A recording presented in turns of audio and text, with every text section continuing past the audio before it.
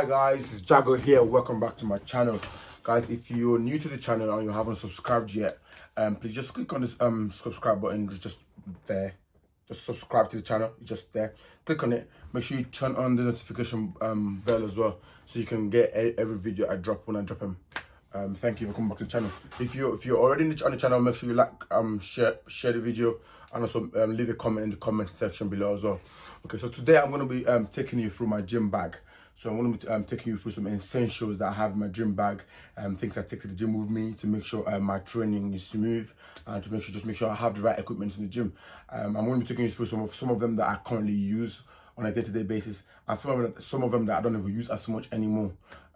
So without further ado, let's get into the video. Number one, the first thing I'm going to start with is my my weightlifting shoes. I got these back in 2016, I think 2016. I think 2015 or 2016. I've been using them since then, but I don't currently use these anymore because the reason I got them was for my because my ankle mobility wasn't the best back then, so I needed a bit of a heel at the bottom of my obviously bottom of my foot, just to give me more leverage to get a better ankle mobility. But over the years, I've been able to improve my ankle mobility, so I don't need these no more. Does that make sense? So obviously, normally when I train my clients, when I used to train my clients, and if their ankle mobility is a bit iffy, what I do is I put little weight plates at the bottom of their foot, just to give them that leverage, just to make sure the ankle mobility is better. And over time, as they increase their mobility, ankle hip mobility, they'll be able to squat without plates underneath the feet. So I don't use these as much anymore. I squat barefooted because my mobility is really good now compared to before. So, but yeah, I used to have these in my gym bag like every single session, because I used to squat quite a lot. So I just live in my gym bag. But at the moment, I do not have this in my gym bag. And number two, I'm going to show you my dip belt. My dip belt. I got this actually recently. I think late last year I got these. The normal dips started to feel really easy, man. I just kept dipping from reps and reps and reps and reps, and I wasn't really feeling the benefits anymore because I just got very used to it. So I had to buy these off Amazon just to make my dips a bit harder. I was trying to increase my bench press. I use dips as an accessory movement of my bench press. So these are really important. If you don't have these, you can get them on Amazon. It was really cheap. I think I can't remember how much, but wasn't that expensive. But these are really helpful. Once in a while as well, I use them for pull-ups. The thing that I also have in my gym bag is my skipping rope. For those of you that know me, I've got a background in athletics, specifically sprints. So I used to do a lot of skipping. When I actually started athletics, I was really bad at skipping. Well, I was below average. I wasn't that bad, but I was below average. But when I started skipping more, now I love skipping. But I bought these like fairly recently, I think late last year as well. But I haven't been using them that often. I need to get back on it. But I always have them in my gym bag all the time. I always have them in my gym bag. So yeah, oops, what was that? But yeah, so you can even count how many skips you've done and everything. You can time yourself on here. It's a really good one as well, man. It's called Multifun. Yeah. So yeah, you can get them off Amazon as well. So yeah, skipping ropes. Something else I also have in my gym. This is very essential, man. I have my wrist wraps. Very important because if you know me, I've got really small wrists, and I lift heavy because I can. So I need some support my wrists because my wrists and my strength level, they don't correlate. My strength level is up there, my wrist size is down there. So I need something to support my wrist just to make sure I've got that tightness there and it's not bending or anything. So I can just make sure I just prevent injury, because I've injured my wrist in the past and it wasn't a good feeling. So I've got these every single time in my bag. So I don't even take them out of my bag. I leave them in my gym bag. It's really important. If you're a heavy lifter and you lift weights in the gym, when I mean heavy lifter for your capacity, because you might be lifting way heavier than I am. So my heavy might not be your heavy. You get what I mean? So I'm just saying, if you lift weights, a couple of these really important, especially if you've got small wrists. Really important, man. get these. And I've got these lacrosse balls. I've actually got a couple. I got them when I started athletics as well.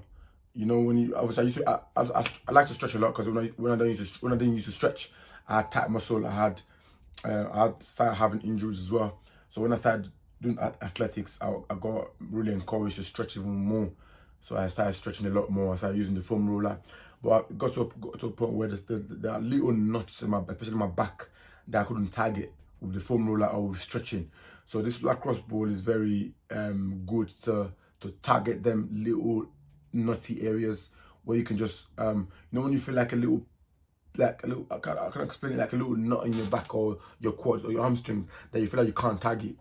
That's why you see some people using like the elbows to pierce the what's it called, their quad, just to release that tightness. You can use these, because you can't use your elbows for your back, because your elbows is right there and your back is right there, you get what I mean? So it's best to use like a lacrosse ball, put in your back, roll it, and when you get to that nutty point, stop there and just roll around it little by little, just roll around it, just to release. When you feel like the knot is loose, you can go to like another pressure point and it just roll around it, just to loosen that knot. Does that make sense? Yeah, so I use this once in a while as well. The last one, which is one of the most important things I use in the gym, is the belt. For those of you that know me, you know I like lifting, I like squatting, I like bench pressing, I like deadlifting. And my waist is not built for them kind of heavy lifting, because my waist is quite small. So it will be very, well, that makes it even more important for me to activate my core, because I've got small waist, so I need the belt to support myself. You see my waist, if you can see my waist from there, see, can you see how small my waist is? Yeah, so I actually need this belt. I need the belt just to make sure that I can support my core. So I use it for deadlifts, squats, and sometimes when I'm testing my warrior max on bench press, like some of you already know on Instagram, I use the belt as well when I'm testing my warrior maxes. So yeah, to be honest with you guys, I've got so many things in my gym bag. I can't show you everything because there's so many. Even there's some things I don't even have in my gym. I can't even fit in my gym bag. There's all over my room. I've got some boxed up somewhere. I've got loads of gym equipment that I can even use at home. So I can't show you everything, but I'll just show you the essential ones that I use. Also, obviously, I've got a water bottle as well, right, for drinking water. No, actually, I actually don't have a water bottle because I think I broke mine, so I think I need to get one. But what I normally do now recently, when I go to the gym, I use my card to pay for a bottle of water and just fill that up, which is expensive. Doing that every single session is expensive as well. So I need to invest in a bottle. Something else I need to invest in is a chalk, liquid chalk. I prefer the liquid ones, to be honest with you. Liquid chalk, just because I feel like when I'm lifting, especially when I'm lifting heavy, having liquid chalk gives me more confidence and obviously helps you grip the bar more. And when I grip the bar a bit more, I feel tighter. I feel like my forearms are more activated. Look at that. Now see that. Look at that. See that. Look at that. You see that? It's my forearm.